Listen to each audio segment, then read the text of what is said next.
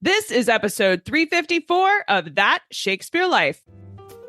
Just like the work of William Shakespeare, That Shakespeare Life is powered by our patrons. Listeners just like you can support the work we do here and access special insider extras. Learn more at patreon.com/That Shakespeare Life. You can sign up right now and stay tuned for even more details. Hi, I'm Julia Lupton, professor of English at the University of California, Irvine, and the author of Shakespeare Dwelling. Another great method for studying the life of William Shakespeare includes listening to this. It's That Shakespeare Life with my friend Cassidy Cash.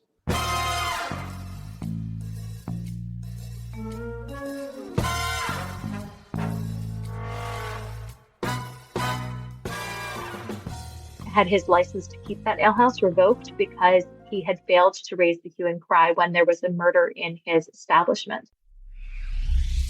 Welcome to That Shakespeare Life with Cassidy Cash. Cassidy believes that if you desire to successfully learn or perform Shakespeare's plays, then understanding the real life and history of William Shakespeare himself is a must. That Shakespeare Life is the podcast that helps you go beyond the curtain of some of Shakespeare's most iconic works and explore the world of early modern England as Shakespeare would have lived it, learning from the writers, historians, and performers who know it best. And now, here's Cassidy. Shakespeare uses the phrase hue and cry twice in his plays, once in Henry IV, Part 1, and again in *Merry Wives of Windsor. In the Middle Ages, this phrase represented a civilian peacekeeping effort that remained officially on the books in England until about the 19th century. It was, on an extremely basic level, what a U.S. citizen might recognize as a citizen's arrest. Hue and cry allowed the average person to perform policing duties in the face of witnessing a crime. Hue and cry remained active as a punitive measure for Shakespeare's lifetime, and here today to explain for us exactly what it means to raise a hue and cry, both legal terms as well as practically, what you would see on the street for someone raising a hue and cry, as well as who was allowed to use this method of civic policing, along with why and when it was useful, is our guest, Samatha Sagui. Samatha Sagui completed her PhD at Fordham University in 2021, where her dissertation focused on the mechanics of day-to-day law enforcement in late medieval English cities.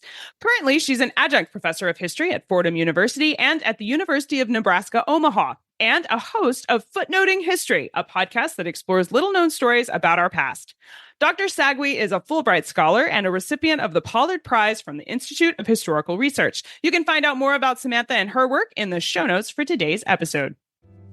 Before we get into our conversation today, I want to let you know that coordinating visual history content, including museum artifacts, primary documents, case records, and more, all about hue and cry, are available for patrons of our show. On the regular show notes page where you can listen to the audio, scroll down and find the detailed show notes banner. There's a button there where you can access the detailed show notes. This is all the bonus content that coordinates with our show. You can log in as a patron, or you can join us using that button right there, and all the bonus content will expand right on the page. Find this week's extras at CassidyCash.com/episode 354. That's CassidyCash.com/EP354. And now, let's dive into the history. Hello, Samatha. Welcome to That Shakespeare Life. Hello. Let's start with some definitions. For the uninitiated, what is hue and cry? And why is it called hue and cry? I don't think I know what a hue is, for example. Yeah, so on a very basic level, the hue and cry is literally just a call. What makes it special is that in theory, people were required to actually provide the help that was asked for when the hue is raised, and they could be penalized for failure to respond.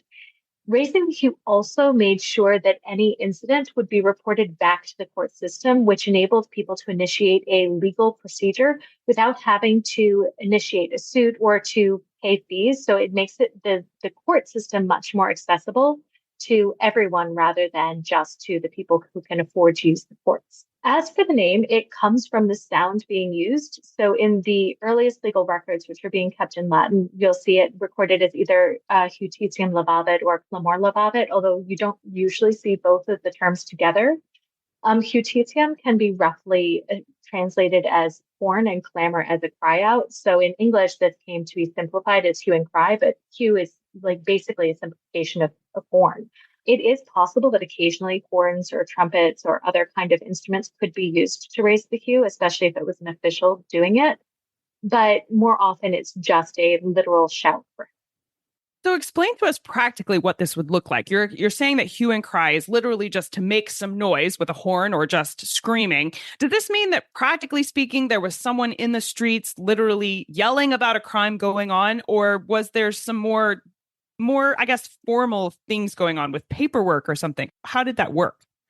Yeah, I wish we knew more about what the hue and cry looks like in practice. Most of the records just say the hue was raised. So presumably it did mean making a loud noise of some kind. And we do have records of pursuit. So they are doing something that's attracting attention. There's some debate within the scholarly community about whether or not there was a specific sound that was required. So we have a brief literary depiction of the hue in Chaucer's Nun's Tale. And in that, the victim cries out, "My fellow is murdered this very night." And at the end, they say, "Harrow, alas, my friend is slain." And so, based on Chaucer's description, people have thought that maybe it required the word harrow. In Normandy, the hue and cry is actually called the harrow. Or maybe they shouted "thief, thief," which is what we see in some other depictions. We also see it as "out, out," or "ha, ha." So it's possible that there's like a specific phrase that people would have been triggered to say, "Oh, that's the hue." But it's not entirely clear. We're kind of speculating there. I've actually come across a case where there were a couple that were accused of raising the hue on each other. Now, it's possible that like one of them came home late and startled the other one, and they did actually raise the hue and cry. But it makes me wonder if there was some more flexibility, if the hue was just any sound that was disruptive to the community, and that's getting reported to the courts. In terms of the like paperwork issue, so once there's the shout or whatever, it does get reported to the courts, and there are different mechanisms for that to happen. It's usually being reported by fellow neighbors who are coming to the courts and saying, "Okay, these are the hues that were raised here." But there is one case in Exeter where a man was fined for failure to respond to the hue and cry. And then he came before the courts and he was like, "I refuse to pay this fine because nobody actually raised the hue." And it turns out that nobody actually made any sound in that case. So that raises the possibility that there may be moments in the court records where the hue and cry never actually happened, that it's legal fiction that's created to demonstrate the seriousness of the situation. There's no way to know how often that happened, but at least some of the time there was a literal shout in the street saying "help, help," or "out, out," or whatever the phrase is.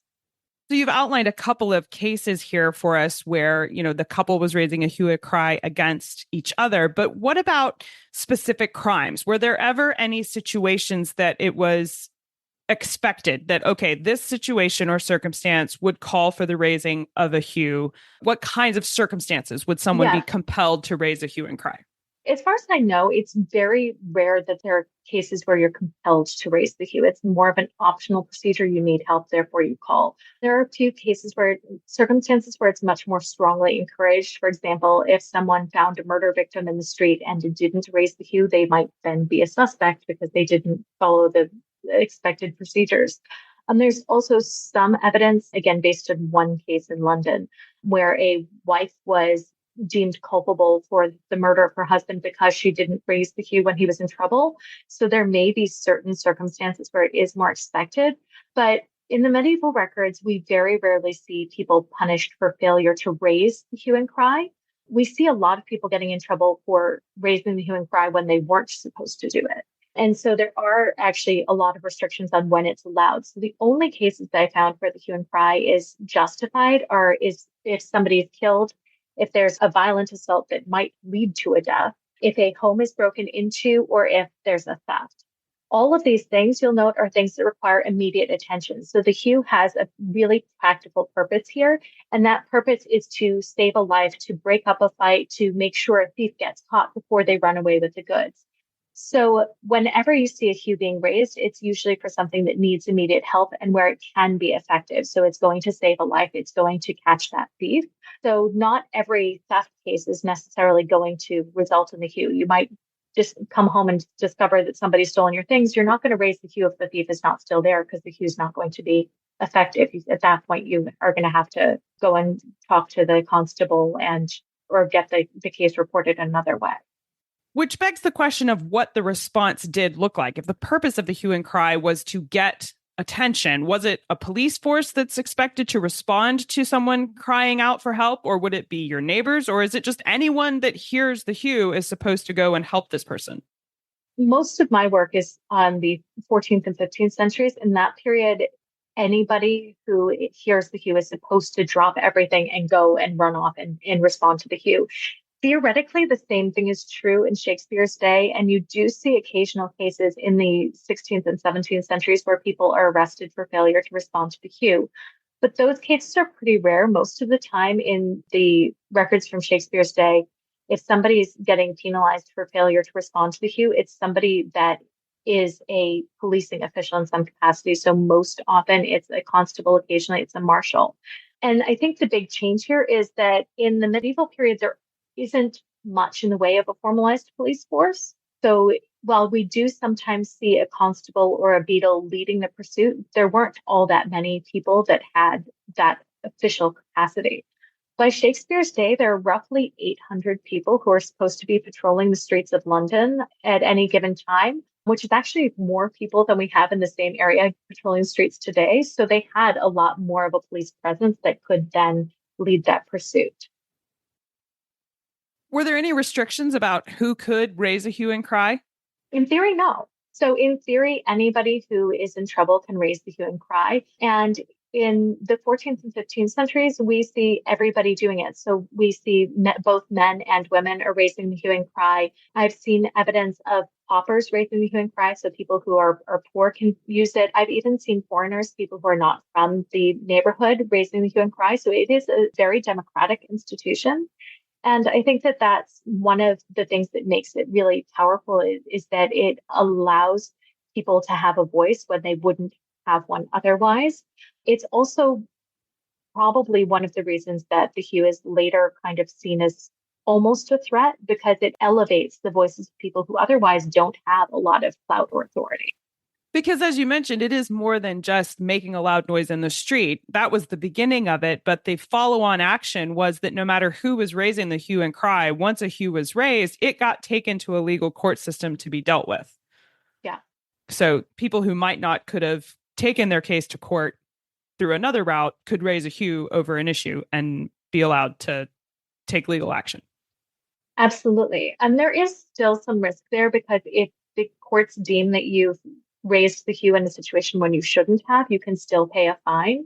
You've alluded to the fact that hue and cry was different between the 13th, 14th, and 15th century, and then in the 16th and 17th century when Shakespeare was around. It was still on the books, and hue and cry doesn't leave the, official legal books in England until well into the 19th century. So this was established and an option for people in Shakespeare's lifetime, but it was substantially different from what it was when it first got established. Can you walk us through kind of how it changed and what the significant differences might have been for Shakespeare versus the medieval period?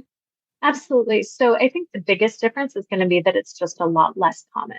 But fundamentally, the hue and cry has really old origins. We can find traces of it in law codes dating back to the 10th century, but it likely existed long before that. That's when it first gets kind of codified into law. Similar practices can be found throughout Europe, and it's a really flexible institution. So in the early days, it was really only about catching thieves. And because it was effective, it was expanded to confront other immediate threats. What I've theorized is that over the course of the Middle Ages, it became a lot less common. And that's part of the reason that we see a lot of penalties for using it inappropriately, more than we see fines for failure to respond to it. Those fines, even in the Middle Ages, are pretty rare.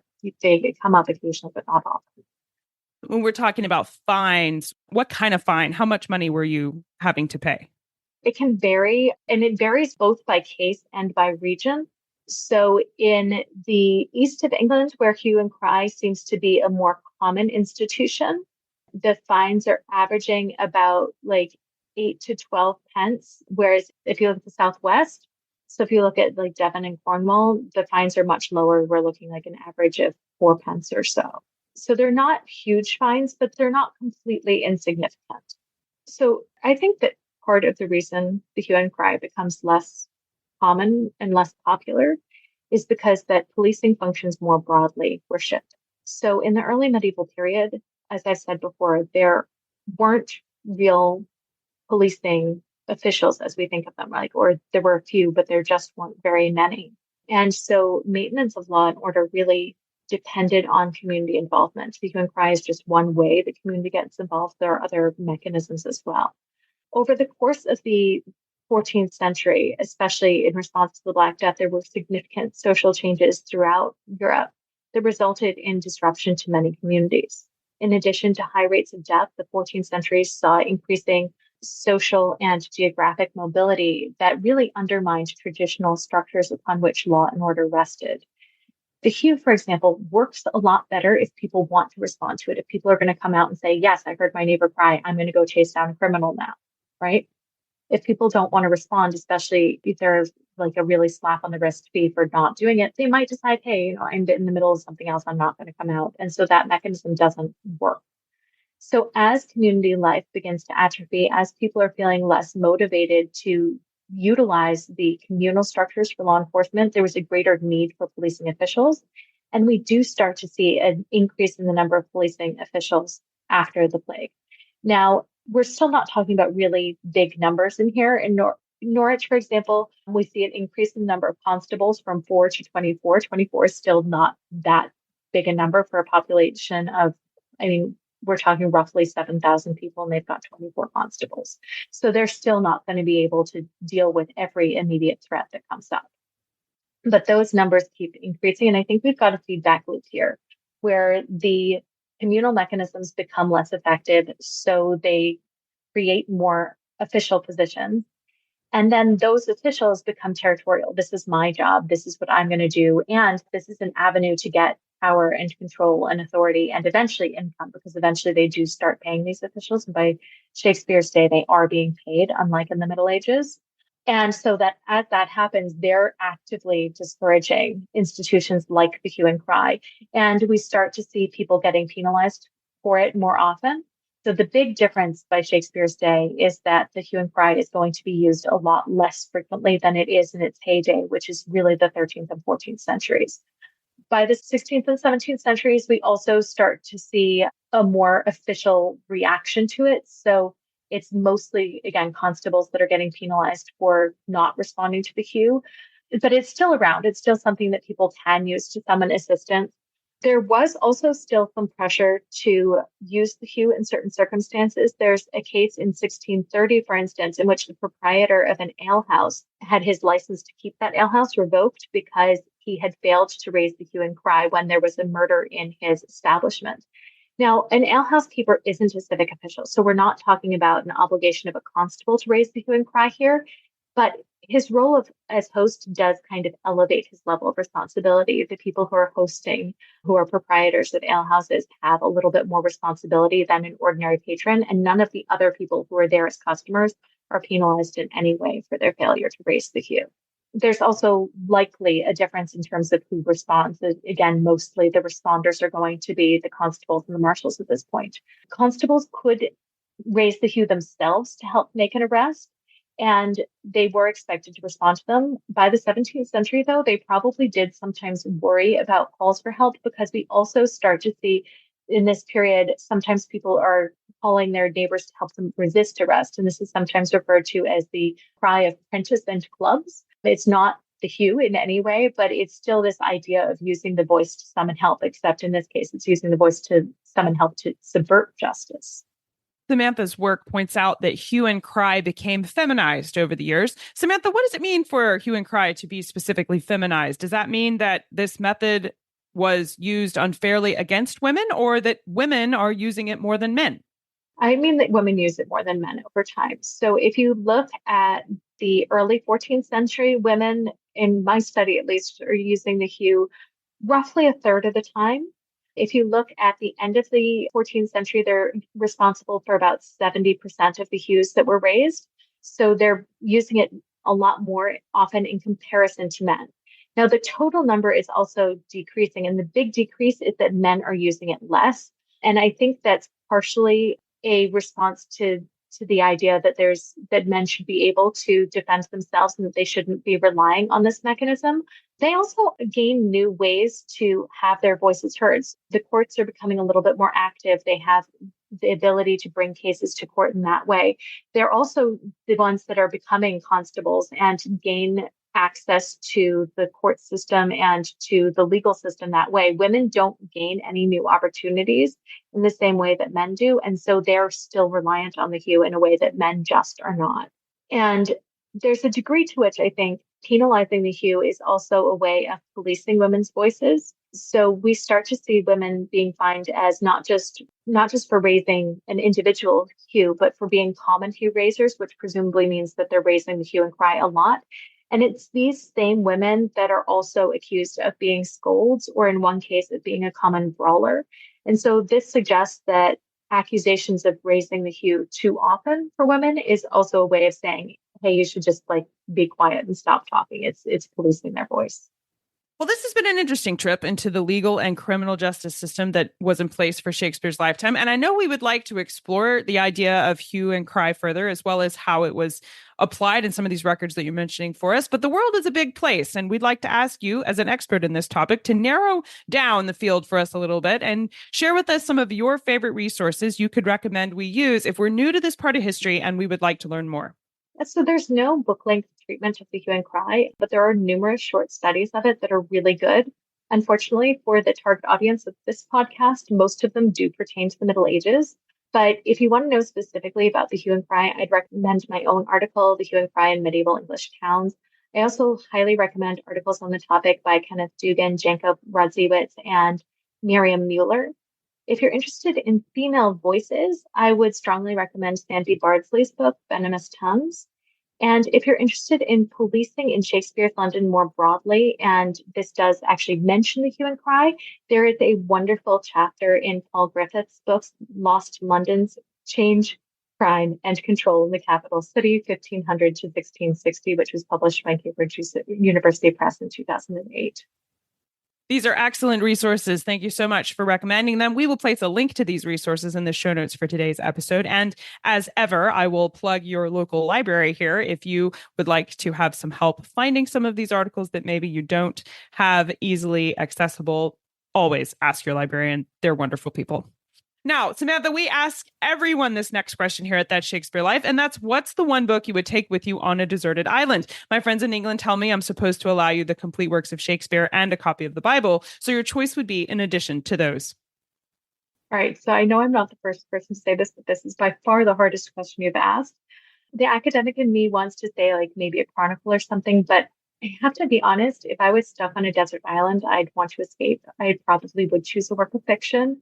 I'm thinking I'd probably bring along Sharon K. Penman's Welsh trilogy, because she does a really good job just transporting her reader into the semi-imagined past. And I think it will be a really good escape. I think that's an excellent choice. I think if I was stuck there, I would want to read something that could transport me for sure. Although I'll say it's always interesting to ask this question, what the guest assumes about the question. Everyone always assumes that they're stuck there forever. I have yet have somebody assume that they were going on a vacation to their deserted island, that someone was coming back to get them. And I just think that's interesting. Yeah. But you know what? I'd want to read that book on vacation too. Well, there you go. Yeah. So you'd be enjoying your time, and, you are by the beach. It could be a really enjoyable time there on a deserted island by yourself. Yeah. What's next for you? What are you working on now that you're excited about? All right. So for a while now, my main focus has been teaching, but I have a couple of things coming up that I'm actually pretty excited about. I'm finishing up an article on drinking houses in medieval cities. I'm also working on an early history of the night watch in England. So hopefully you'll see some of that in the next couple of years. But, the whole writing and publishing process is slow. So there's no specific date yet. Well, we wish you the very best with your future research, and we thank you so much, Samatha Sagui, for visiting with us today to talk with us about the history of Hue and Cry and help us understand this part of history that was moving towards being obsolete in Shakespeare's lifetime, but still held on there as a legal principle. This was fun, and I appreciate you helping us understand it better. Thank you. The clickable list of resources and recommendations we've been talking about today, so you can explore Hue and Cry further, as well as find out more information on Samatha Sagui and how you can follow her work, is available in the show notes for today's episode. Find all of these things at CassidyCash.com/episode 354. If you are an educator in Shakespeare history, remember that you can access coordinating activity kits, worksheets, lesson plans, and even a full syllabus that shares with you how to bring our podcast into your classroom and coordinate with specific plays from Shakespeare's canon, all by joining us as a Shakespeare educator on Patreon. Find these resources right now at patreon.com/thatshakespearelife. That's patreon.com/thatshakespearelife. Look for the Shakespeare Educator tier. That Shakespeare Life is researched and produced by me, Cassidy Cash. Our audio engineer is Gary Mayholm. That's it for this week. Thank you for listening. I'm Cassidy Cash, and I hope you learned something new about the Bard. I'll see you next time. Bye-bye. Thank you for listening to That Shakespeare Life. As always, the best conversations happen after the episode over at CassidyCash.com. Become a part of a vibrant Shakespeare conversation by adding your voice over at the website. Until next time, remember, when you want to know William Shakespeare, you have to go behind the curtain and into That Shakespeare Life.